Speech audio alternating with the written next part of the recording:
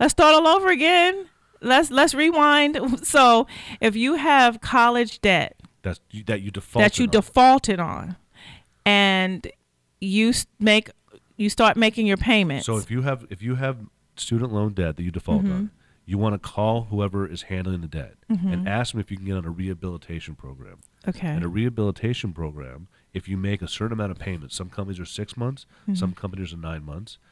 In some cases, they will knock off all the penalties and interest that you have. Yes. And they will make every negative on your credit report after 9 months will turn into a positive. Wow, that's good to know. There are a lot of students, I'm sure, who need to hear that because they are in credit card. It's a big issue right now. In college debt, and they can't afford to make the payments. In some cases, they got out of college and couldn't make the payments right away because they knock on your door 60 days after you're out and say, "Hello, you've got a bill now." And the payments can be anywhere from $25 to $1,500. Yeah. No, but I'm saying on the rehabilitation program. Oh. They'll allow you to make very small payments for 9 months. Wow. Yes, because, the payments themselves to students, I've seen $400 to $1,500 per month. Right. So yes, that's significant. Well, thank you for that. Now we're going to talk about something that people don't want to talk about, and that's bankruptcy. So let's delve into that a little bit. Okay. So what type of bankruptcies are there? What are those numbers? What do the numbers mean? There's Chapter 7, which wipes out all your debt. There's Chapter 13, which is reorganizing your debt. Okay. A lot of the times, and I'm not an attorney, but a lot of the times if you do a Chapter 13, I advise people to, instead of filing the Chapter 13, just settle their debt. Because all you're doing in a Chapter 13 is reorganizing your debt. Okay. And if you can settle your debt for 30 cents on the dollar, you may not have to wait 5 years to go through this bankruptcy. This is true. But I always refer people to a bankruptcy attorney and have them talk to a bankruptcy attorney because you always want to know what your options are. That's right. That's right. You always want to know what your options are. Now, after someone files a Chapter 7, which is total debt elimination, how long does it take for them to reestablish their credit? So you file Chapter 7, is discharged. You'll start getting credit card offers the month after because they realize you have no debt anymore. Right. So they're going to start sending you credit. But how we can help is we can help get all the late payments. So if you had 10 accounts and you had late payments on those 10 accounts, we can help get some of those late payments that were included in the bankruptcy off your credit report. Oh. And so by getting those off your credit report, it looks like that you had a bankruptcy and didn't have a lot of late payments. So when you go to apply for credit, you get it approved a lot easier. Wow, that's great to know. Because, the thing that I know is attractive after a bankruptcy for, I'm sure, the credit company is not only, do you have a clean slate, you can start all over again, but you also have no protection. Correct. So you have to pay them. Correct. That you cannot file bankruptcy again. But you're not going to go out and you're not going to get big limits. No, right? You're not. Small. Yes. But you're right. They do know that you have no, right. You're out there without protection. Correct. Yeah. So when you're reestablishing your credit, do so slowly. Take one step at a time, because after bankruptcy, you don't have that protection. And what I mean by no protection is you don't have the ability to go back and file a Chapter 7 again right away. Correct. So with the credit that you establish, if you default on it, the collection agencies can start all over again and they can collect on that debt because you can't file bankruptcy to stop them. So it can go all the way to garnishing your wages and all of that. So as you start to reestablish yourself after a bankruptcy, make sure you do so slowly and methodically, like, we're telling those who've never had credit to do, because you don't have that blanket or that security blanket of being able to file Chapter 7 again. Yes. And always talk to an attorney before you file bankruptcy.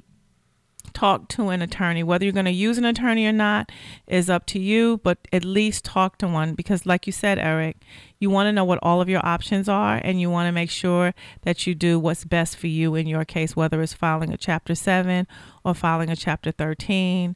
You want to know what's best. And if you find a good bankruptcy attorney, he will hopefully tell you whether filing Chapter 7 or 13 is what you should do, or whether you should just go settle your own debt. Yeah.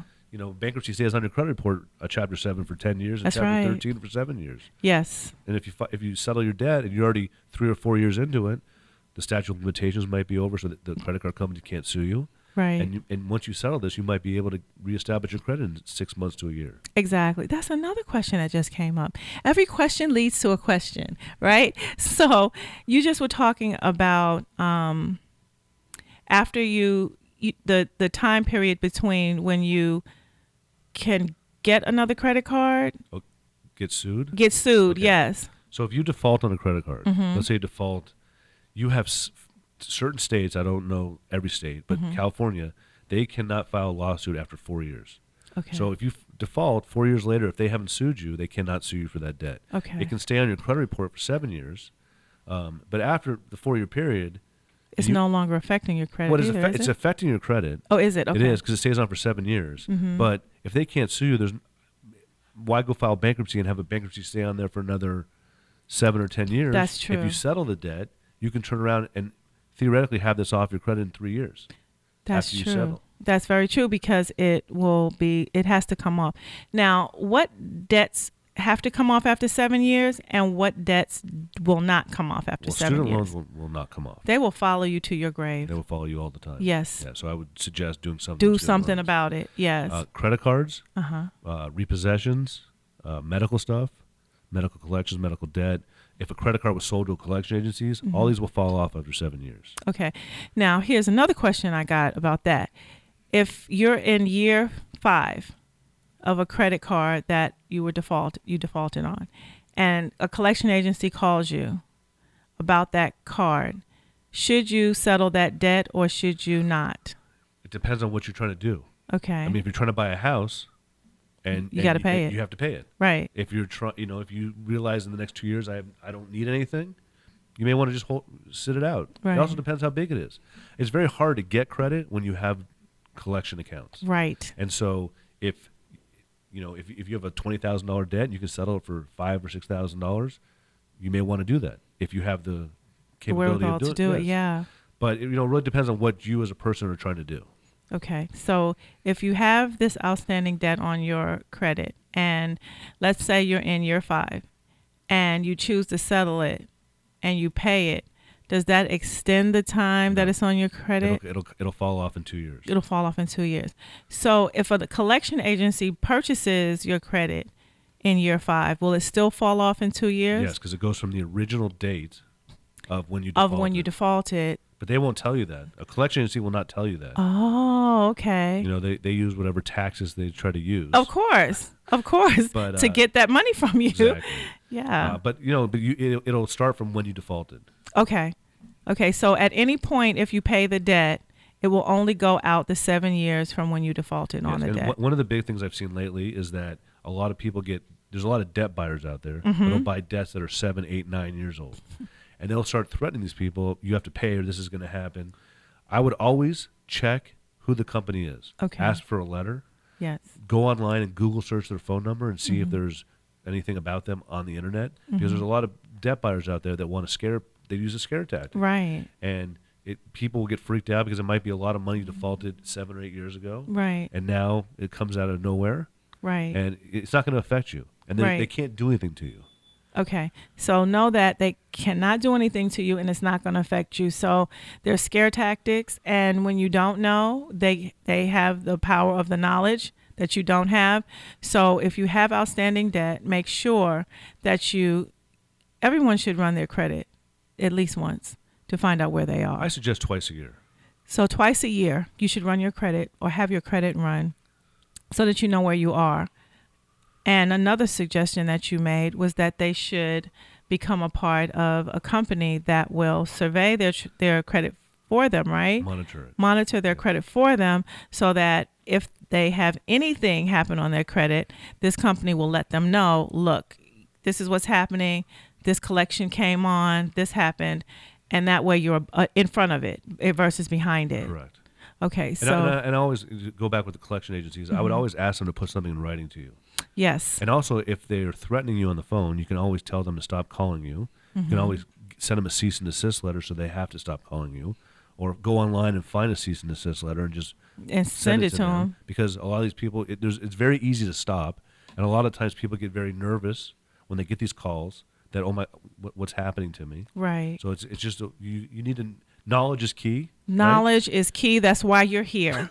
Knowledge is key. That's why you're here. So if you have, and you can get a cease and desist letter online. You can Google search it. Google search it and get a cease and desist letter if you're being harassed by credit companies. And you can ask them to only communicate with you by mail, right? You can. The problem is if you don't send them something, they sometimes will not stop. Okay. And sometimes they'll call relatives. They'll call whatever number they have from that credit card company. Wow. When they bought, they'll call whoever it is. So now you're embarrassed because they're calling your family members and harassing them. That's not funny. And it could be from a debt that is so old you have no liability. You don't have no liability from it anymore. So that's a great tip. So you can go online and get a letter, Google it, saying cease and desist. You can Google their phone number and see who they are. And first of all, are they legitimate? Correct. And get your credit score, your FICO score, at least your credit report at least twice a year, or get a monitoring agency that will monitor your credit for you. So these are ways that you can empower yourself to make sure that the good credit that you're establishing stays good. And if you've fallen along the way while you're rebuilding, if something happens, you'll know what it is that's being attached to your credit. And you can always give us a call, and we can help you through whatever situation may be. If a lot of people just don't know. That's right. Right, and we're always happy to help. Yes, and so give us your information one more time. My phone number is 800-822-7120, and my email is kaperik@gmail.com. And that's Erik Kaplan, and he's with THD Credit, and we are enjoying having you on this show. We only have a few minutes left. So I usually ask, I know I'm just asking all these questions, and then what, and then what, and then what. But is there anything that you think of that maybe I left out or didn't touch on in our few minutes that you want people to know? Well, I just think it's, credit education is very important. Yes. And I think people need to know, as I said before, knowledge is key. If you know about your credit and you go to apply for something, you know what's going to happen. If you're just shooting from the hip and you don't know what your credit is, you think it might be okay. Mm-hmm. That's why it's always good to monitor it. It's always good to see it. And so knowing what your scores are is important. Exactly. Don't be afraid of information about yourself. And I have to say, when most people think their credit scores are worse than they are. That's and when true. they see their credit, they're like, oh my God, I can't believe my credit is there. Because they think, it's got to be bad because I did this and I did that. Right, exactly. And really, it could be a lot better than you think. It usually is. Yeah. Yeah. So don't let fear stop you. Find out what your credit score is. Find out what you need to do to improve it. You may have a good credit score, like you said, and not know it because you're afraid to have your credit right. Or you may have some negative items on there that are very small that you think is big, that's impacting your credit, that's very easy to fix. Right. Or there may be things on your credit report that aren't yours. Identity theft is very big. Yes. Identity theft is huge. So you may have things on your credit that you don't recognize. You can have those things removed. Talk to Erik, and I'm quite sure that he can make a lot of the questions that you have dissipate because you have the knowledge that we all need to have about credit. And so running your credit is a great option. Talking to Erik is another great option once you run that credit and find out where you are and talk to him. We haven't talked about prices, about how much it costs to get, your services, but there's a range and depends on what work you need to do for them and how much work it's going to take. But call him. Stop letting fear stop you from taking control of your credit. Find out where you are and do something about it. Or you may not have to do anything, but find out where you are. I think that's the lesson for today, is to find out where you are, do something about it, talk to Erik, and have him help you alleviate your fears, educate you on your personal credit, and give you an opportunity to start fresh or build from where you are. Erik, it has been a pleasure again to have you on the show. Thank you for having me. As always. I love having you. And you promised me in front of all these people that you'll be back. I will be back. Because the Finance Bunch loves having you here. I'll be back. Thank you.